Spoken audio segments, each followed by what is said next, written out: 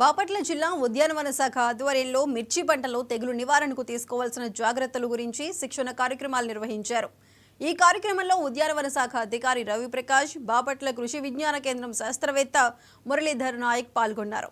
ఈ సంవత్సరం మిర్చి పంటలో వచ్చిన ఎర్రనల్లి, తెల్లదోమ, పలు రకాల తెగులు, వైరస్ల గురించి, వాటి నివారణ కొరకు రైతులు చేపట్టవలసిన చర్యలు, తీసుకోవాల్సిన జాగ్రత్తల గురించి తెలిపారు. రైతులకు సూచనలు ఇవ్వడం జరుగుతుంది. సో ప్రధానంగా మనకి మిరపలో సమస్యలు చూసుకుంటే నల్ల తామర పురుగు, అలానే కాయకొళ్ళు, అలానే ప్రస్తుతం ఉన్న ఈ మంచు వాతావరణంలో మనకి బూడి తెగుల సమస్య కూడా చూడడం జరిగింది. సో వీటి మీద రైతులకి ఈ పురుగులు, వాటి లక్షణాలు, అవి ఎలా నష్టపరుస్తాయి, అలానే యాజమాన్య చర్యల గురించి చెప్పడం జరిగింది. మొదటిగా చూసుకున్నట్లయితే ఈ తామర పురుగు సమస్య మనకు ప్రధానంగా మనకి పువ్వులలో ఈ తామర పురుగు మనకి విపరీతంగా ఆశించి మొక్కల ఎదుగులని, అలానే కాయలు ఏర్పాటుకి అవి నిరోధకంగా ఉంటాయి. సో వీటి యాజమాన్య చర్యలుగా మనము సస్యరక్షణలో భాగంగా చేసుకోవాలి. మనకు యాజమాన్యం చేయడానికి తీసుకోవాల్సిన జాగ్రత్త చర్యలు. అలానే మనం చూసుకున్నట్లయితే ఇక్కడ తెల్లదోమ, అలానే ఈ పేనుబంక, అలానే పై ముడత, కింది ముడత ఇవన్నీ ఉన్నాయి. వీటన్నిటికీ మనము ఎక్టారా, థయోమిథాక్సమ్, అలానే పెగాసిస్, ప్రైడ్ ఇటువంటి మందులు పిచికారీ చేసుకున్నట్లయితే వీటిని మనం యాజమాన్యం చేసుకోవచ్చు.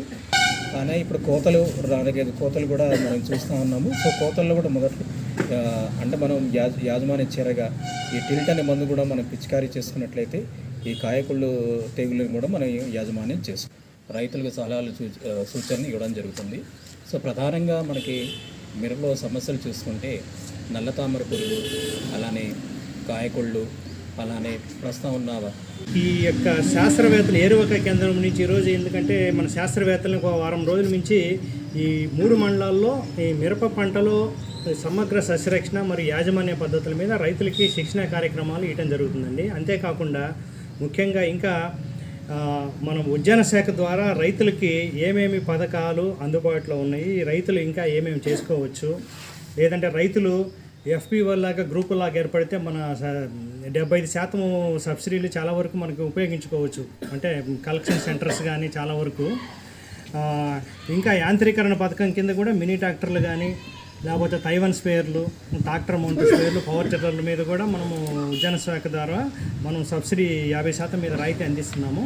అయితే ముఖ్యంగా ఇది మిరప ప్రధానమైన పంట కాబట్టి ఈ మిరపలో ఏంటంటే ప్రతి సంవత్సరం కూడా మనకి డిసెంబర్ నెల వచ్చేసరికి నల్ల తామర పురుగు కానీ, ఈ సంవత్సరము దాంతోపాటుగా తామర పురుగులు, నల్లి, మొత్తం జెమినీ వైరస్ అన్నీ ఏకంగా రావడం వల్ల ఏంటంటే ప్రతిసారి ఈ టయానికి కంటే ముందు ఏం చేసుకోవాలి, ప్రొఫిలాక్టిక్ లాగా ముందు నుంచి రైతులు ఏ విధంగా చేసుకోవాలి. ఎందుకంటే పెట్టుబడి కూడా 2 లక్షల దగ్గర 50,000 దాకా వెళ్ళిపోయింది కాబట్టి ఏ విధంగా యాజమాన్యం తగ్గించుకోవాలి, ఏ విధంగా చేసుకోవాలి, ముందు నుంచి మేనేజ్మెంట్ ఎలా చేసుకోవాలి, తర్వాత పసుపు రంగట్టలు, జిగురు నీలిరంగు పసుపు రట్లు పెట్టుకోవటము, తర్వాత మొక్కజొన్న 2-3 వరుసల్లో వేసుకోవటం, ముందు నుంచి ఏ విధంగా చేసుకోవాలి దాని మీద ముఖ్యంగా మనము రైతులకి శిక్షణ కార్యక్రమాల్లో భాగంగా ఈరోజు వంకాయలపాడులో రావడం జరిగిందండి. ఆల్రెడీ ఈరోజు 2 చోట్ల ఇంకొల్లో కూడా పెట్టడం జరిగింది దీని మీద.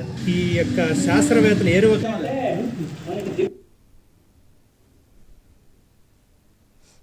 మన పురుగు మందులు కొట్టే దగ్గర కూడా 70,000 నుంచి ₹1,00,000 దాకా పోతుంది. తర్వాత కోతకి కూడా పోతుంది, కలుపుకి 3 స్టెప్పుల్లో 12 ఎంత చేసుకున్నా కానీ మనకి ఒక దగ్గరగా రేటు కూడా ఒక 15,000 అట్లుంటే బాగుంటుందని నా ఒపీనియన్. అయితే ఇచ్చిన దానికి మనం ఏం చేయలేము, సంతోషము. కాకపోతే ఏంటంటే రైతులకి ఎంత రావాలంటే ఈల్డ్ రావడానికి కూడా మనకి ముఖ్యంగా ఏంటంటే మనకి